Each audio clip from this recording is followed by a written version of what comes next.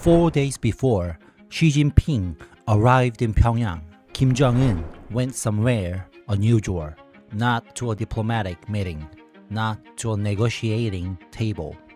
He went to a nuclear facility. North Korean state media reported that Kim inspected a nuclear material production site, reaffirmed that strengthening the country's nuclear forces remains a permanent national policy. The timing was impossible to ignore. China's leadership was about to arrive in Pyongyang, and before the summit had even begun, Kim appeared to be sending a message.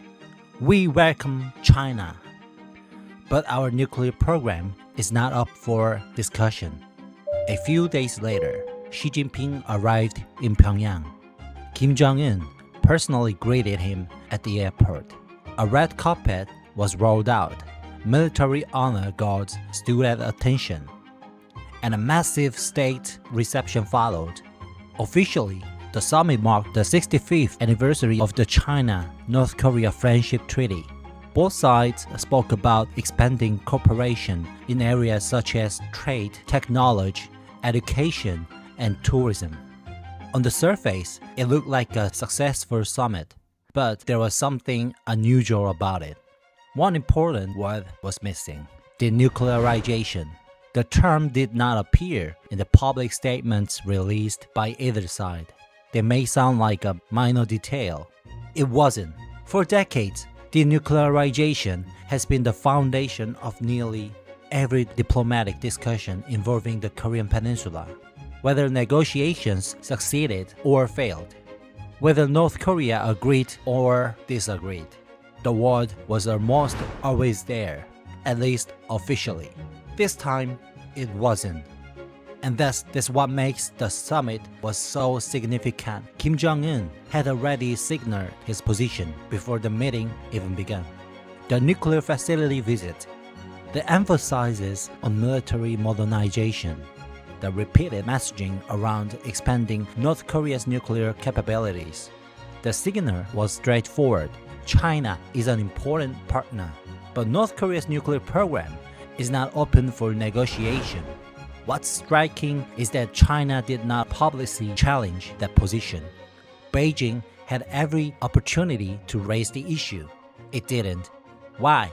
Because the answer may have less to do with North Korea and more to do with China's strategic situation. Over the past few years, North Korea has moved closer to Russia. At the same time, security cooperation between the United States, South Korea, and Japan has continued to deepen.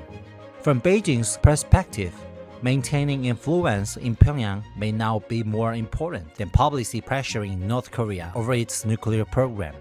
In other words, keeping North Korea close may have become a higher priority than changing its behavior.